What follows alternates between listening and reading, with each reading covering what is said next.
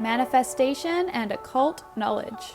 I vividly remember watching a documentary called The Secret as a child, and it really captured my interest. I spent months, even years, trying to use these techniques of visualization to try and manifest these material things that I wanted. Unfortunately, these techniques gave me very few results, and I chalked it all up to just another new age hoax and forgot about it for a while. I still had this feeling though that there was more to it that I just wasn't grasping yet. It sent me down this wild spiritual rabbit hole into the world of occult knowledge. Occult simply means hidden and was traditionally only taught to high-level initiates and secret societies. But thanks to modern-day technology, we all have access to the information if we take the initiative to research and integrate it.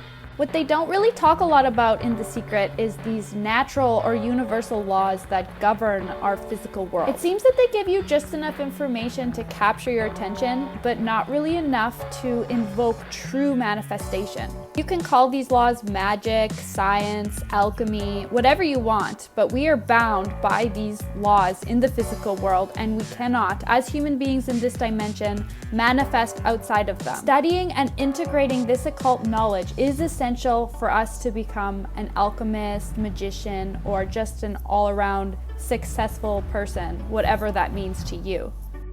So how can we learn more about these laws? A really great place to start when studying these esoteric universal laws is the Kybalion. Kybalion is a 20th century Hermetic text written by the three initiates and is a compilation of ancient knowledge which has been passed down by secret societies for many centuries, which also includes the 7 Hermetic principles. The knowledge is inspired by Hermes Trismegistus, who is said to be the author of the Emerald Tablets and the Corpus Hermeticum, 2 highly influential ancient teachings. Let's go through these laws and how we can apply them in our lives. Principle number 1, mentalism. The all is mind, the universe is mental. Everything in existence was first a thought, consciousness. I'm sure most people would agree that human beings are still in the early stages of exploring the power of our conscious thought, how they form our belief systems, and taking accountability for how they form our reality. Principle number 2, correspondence. As above, so below, as below, so above. Think of this one like a fractal or a mirror. During our evolutionary journey of consciousness, we develop self-awareness and eventually planetary or universal awareness. We recognize that everything happening in the external world is also happening internally and vice versa. Unfortunately, human beings are very programmable and easily influenced by our external environment due to our untethered emotional nature. Recognizing our strengths and weaknesses and perceived limitations within our own programming can help us reach new levels of consciousness. Principle number 3, vibration. Nothing rests, everything moves, everything vibrates. Everything in existence has a vibration. Your thoughts, emotions, DNA, physical matter, all of it resonates at a particular frequency. When we can use our extrasensory perception to try and recognize some of these frequencies, we can align more closely with what we are trying to attract. It's really not as complicated as it sounds. Want to reduce the anger in your life? Stop allowing these lower emotional frequencies to affect your mental state. Consciously choosing not to participate in it will automatically raise your frequency. It's alchemy at its finest. The more you practice this, the more your baseline frequency will change. Principle number 4, polarity. Everything is dual, everything has poles, everything has its pair of opposites. Like and unlike are the same. Opposites are identical in nature but different in degree. Extremes meet. All truths are but half-truths. All paradoxes may be reconciled. An example of this would be trying to determine if something is hot or cold. Hot and cold are the same thing fundamentally, energy, just in various degrees. We only perceive something to be hot or cold through our senses. We can use this principle in so many ways, such as our relationship with people or changing the way we feel about certain tasks we despise doing. Perhaps you have a strong distaste for your boss or a family member. Can you trick yourself into tolerating these people by manipulating these polar degrees of dislike? Can you train yourself to enjoy certain tasks? Principle number 5, rhythm. Everything flows out and in, everything has its tides, all things rise and fall, the pendulum swing manifests in everything. The measure of the swing to the right is the measure of the swing to the left. Rhythm compensates.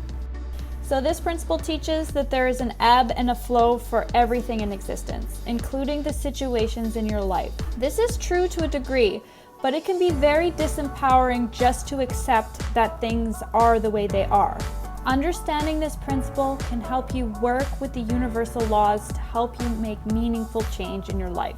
A simple example of this would be if you were exhausted and you wanted to reserve some of your energy, you would choose to walk down a hill rather than up a hill. Principle number 6, cause and effect. Every cause has its effect. Every effect has its cause. Everything happens according to law. Chance is but a name for a law not recognized. There are many planes of causation, but nothing escapes the law. If you want something and use conscious effort to try and obtain it, this is the principle that's going to intelligently balance out all the causations of the universe to try and eventually bring it to you. Whether you were consciously using this law or not, it's always in effect, and it's always going to try to balance out all of the actions of the universe. Understanding and learning from the causal conditions that led you to where you are today will give you the power you need to go where you want to be. This is a very personal and internal job. Principle number 7, gender. Gender is in everything. Everything has its masculine and feminine principles. Gender manifests on all planes. Think beyond the physical manifestation of the sexes here. This is about energy. We all have within us masculine and feminine energies that must be in balanced coherence with each other. In relation to psychology, Carl Jung calls this the anima and animus. Masculine energy is confidence, structure, decisiveness, logic, scientific, orderly, and linear. Feminine energy is nurturing, fluid, artistic, intuitive, empathic, holistic, and chaotic. We are in our power when we have these energies balanced within us. Many aren't aware of this, but high-level initiates are actually taught that there's an 8th law called the generative principle. It encapsulates all the other principles and holds them together.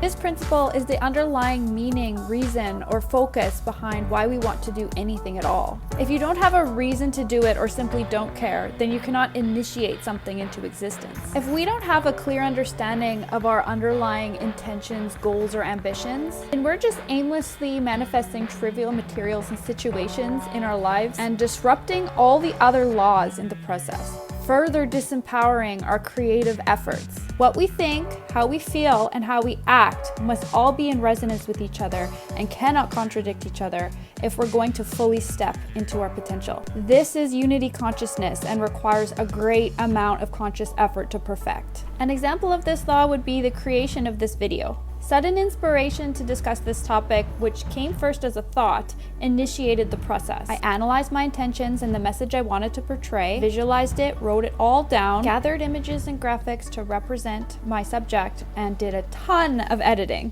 The result could only be done if I initiated it into existence with the thought strengthened by the generative principle specific to my intentions, which is to liberate myself and others from our preconceived limitations and to try and help others find that divine spark within them. If you think you can try and manifest anything without putting in any effort, you're sadly mistaken. It's the work and effort that you put into something which generates meaning. People always want the quickest and easiest way of getting something, and they don't really realize that it's not the thing that matters, it's the growth that comes from it and how it makes you feel. When I look back at my attempts at manifestation, I realize now that there was so much I was missing. There was so much I had to learn about myself and what inspires me. It's funny because as you advance in consciousness, you become less and less interested with the physical world and your desires change so much. My goals now are much more focused on spiritual growth and knowledge rather than material things.